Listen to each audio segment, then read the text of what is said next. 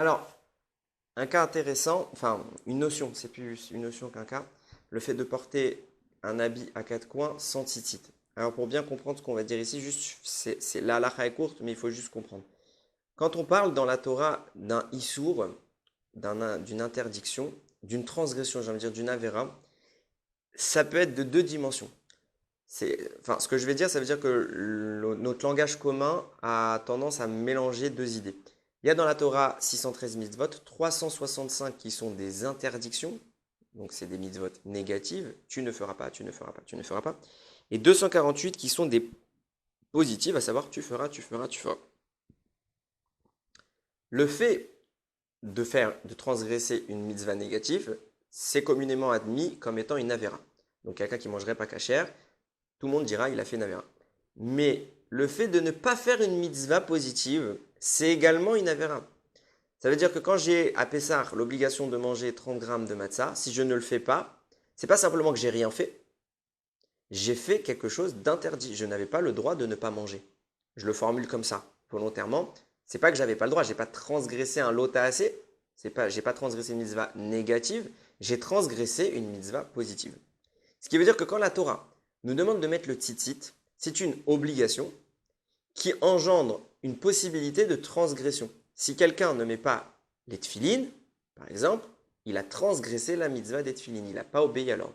Pareil pour les tzitzit, si quelqu'un ne met pas le tzitzit sur un habit de quatre coins, il transgresse par cela la mitzvah du tzitzit. Et c'est pas rien, parce que la Torah formule cette mitzvah positive sous 5 versions. Ce qui veut dire que vous transgressez en mettant un habit à quatre coins sur lequel vous n'avez pas greffé les tzitzit, vous transgressez 5 mitzvot de la Torah, et elles sont connues, Rachid les explique, il dit, il y a écrit dans la Torah, Ve'asu lahem tzitzit, et ils feront pour eux des tzitzit. Donc on a la mitzvah de là, d'apprendre, on doit faire les tzitzit. Celui qui ne le fait pas, transgresse cette première mitzvah. Venatenu al tzitzit, et ils les mettront sur le tzitzit. Donc encore une fois, et la Torah reformule, elle n'aurait pas besoin, puisqu'elle nous l'a déjà dit une première fois, pour nous donner pour doubler l'importance de la mitzvah. Donc il y a une seconde mitzvah de les mettre. Veya lachem les tzitzit. Il y a la mitzvah, ils seront pour vous des tzitzit. Donc simplement de les avoir, simplement de les porter. Celui qui ne le ferait pas, encore une fois, troisième, la Torah triple la mitzvah. Ur item auto, vous devrez les voir. Donc le fait de les voir fait partie de la mitzvah. Celui qui a un habit à quatre coins, qui ne peut pas voir les tzitzit, pas parce qu'il les a cachés, comme on avait expliqué ce qu'on doit les sortir ou pas, on avait expliqué tout là-bas, mais qui ne peut pas les voir parce qu'il ne les a pas mis, transgresse la mitzvah positive, la quatrième mitzvah positive qu'on évoque.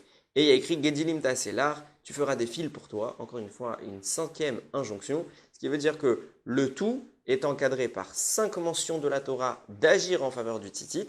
Celui qui se dispenserait de cette mitzvah, pas parce qu'il n'a pas un habit à quatre coins, celui qui n'a pas d'habit à quatre coins n'a pas l'obligation de mettre le tzitzit. C'est une très belle mitzvah que nous recommandons toujours, mais elle n'est pas une injonction de la Torah. Celui par contre qui a un habit à quatre coins devra mettre un tzitzit dessus, et s'il ne le fait pas, il transgresse 5 mentions de la Torah, donc à chaque fois, à savoir 5 mitzvahs positives, ce serait dommage.